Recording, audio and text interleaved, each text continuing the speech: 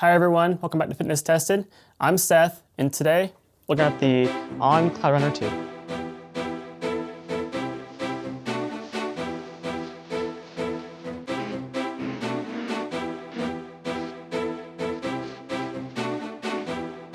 2. So the CloudRunner 2 is a mild stability shoe.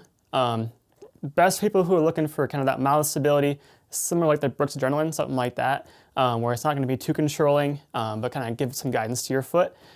The shoe comes in at about 9.7 ounces. So as far as stability shoes go, it's on that lighter side of things.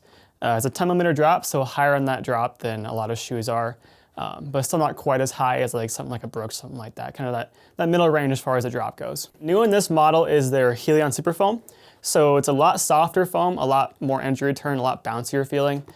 So people who kind of like those bouncier shoes, a lot of times the stability shoes don't really get that feeling, but in this shoe you will get that. When I wore it, I felt a lot of that in the toe, which is super nice. Gotta get a lot of that spring back there, which is, again, not something you get in a lot of stability shoes, so super nice feeling is kind of different.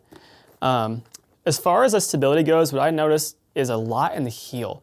So it has, you can see, there's like a little plastic piece on both sides of the heel here.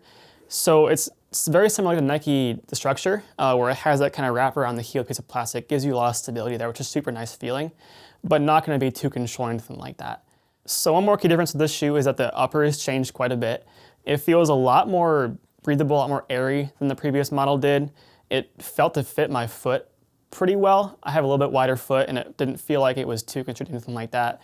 I wouldn't say it runs super wide or anything like that, but it just fits down to the foot nice. Speaking of fit, the lacing is super nice as well. It has like these little eyelets here that kind of just walk down to the foot super nice. Then obviously it has that second eyelet here, so you can, if you do feel something in the heel, you know, that heel lock. I felt like my heel was locked down very nicely. I do have that issue sometimes with shoes, and I felt like it locked down very nicely, didn't have any slipping at all.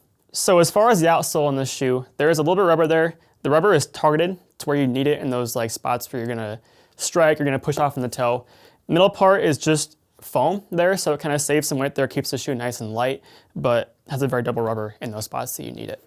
Also a big change this one compared to the version 1 is that this gap here is now filled with foam.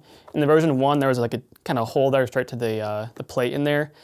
So sometimes you could kind of catch some rocks in there, which is an issue that we saw a lot with version 1. This is fixed now. You won't get in that rock cut in there. When I took the shoe out for a run, I ran on some gravel and didn't have any problems with that at all. Shoe felt really good in that gravel as well. So it's kind of a shoe that can handle a wide variety of surfaces. This shoe releases on May 16th of this year. You can find it either in-store or online at shop@fitnessports.com. The price is going to be right at $150.